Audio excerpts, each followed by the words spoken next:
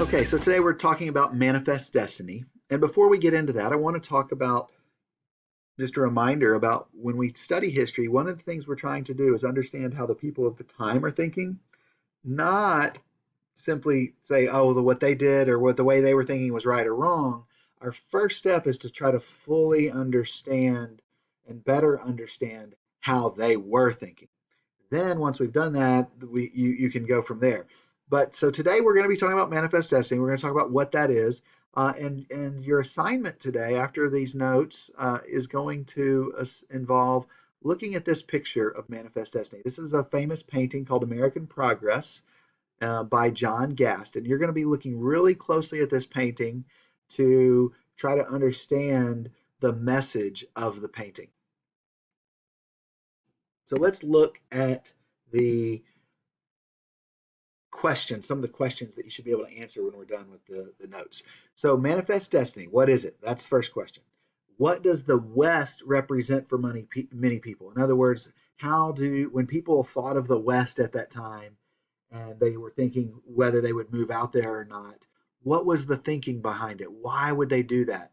And then finally, who was elected president of the United States in 1844? Now, this is a simple question, but this particular president is very closely tied to the idea of manifest destiny. And so when you think of manifest destiny, you should think of this president. When you think of this president, you should think of manifest destiny. So what is manifest destiny? It's the belief that America should own land from the Atlantic Ocean to the Pacific Ocean. So if you the Atlantic over here, the East Coast, that we should expand as a nation all the way to the Pacific. And this is a common idea at this time, but it is not complete. Not everyone, just because it's a common belief, doesn't mean everybody agrees with it. And this idea of manifest destiny is yes that we should go to all the way to the Pacific Ocean, but it's kind of two ideas there. One is that it's inevitable. In other words, it's unavoidable almost. Manifest means it's out in the open, you can see it, and destiny, it's bound to happen. And so this idea of manifest destiny is is this idea that the US will do this, and that when in the process of doing this, we're actually doing something that is a good thing and a benefit to the the continent and perhaps even to the people that are there. And so the president that is elected in 1844, James K. Polk, is mostly elected on this idea that he is a supporter of manifest destiny. John Tyler was president before him, and John Tyler is trying to get Texas annexed, and James K. Polk is a big supporter of the annexation of Texas because and that's part of him showing that he is a supporter of manifest destiny. Now, James K. Polk is elected, but by a very slim margin. Now, the popular vote was close. I think he had like 49.5% of the vote, and his opponent Henry Clay had I think around 48% of the vote, and then I guess the other small percentages go to a few other candidates that nobody really remembers the names of. So James K. Polk does win, and he's popular because of this idea of manifest destiny. But notice, he barely wins the election. And so there are a lot of people that are opposed to manifest destiny at this time.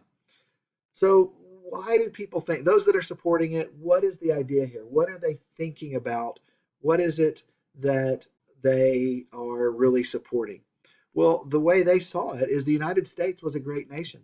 The United States had a great government. The democracy gave people a voice, and by expanding the United States, they're expanding that democracy with them. And the United States had relative peace and security. And so by expanding the country, you're expanding that peace and security. But the other thing is, and that's kind of on a bigger scale, those two ideas. But this other idea is kind of almost on an individual level. We see each person kind of thinking, what if I go out west? What am I going to get out of it? And no matter how they answered it, it comes down to really one idea, really. Going out west represents opportunity, opportunity for land, opportunity for gold, opportunity to start a new life.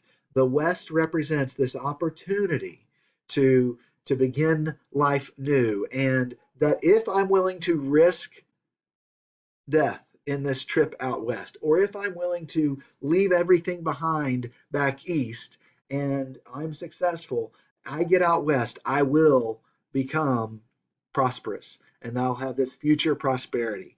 And so the West really represents opportunity.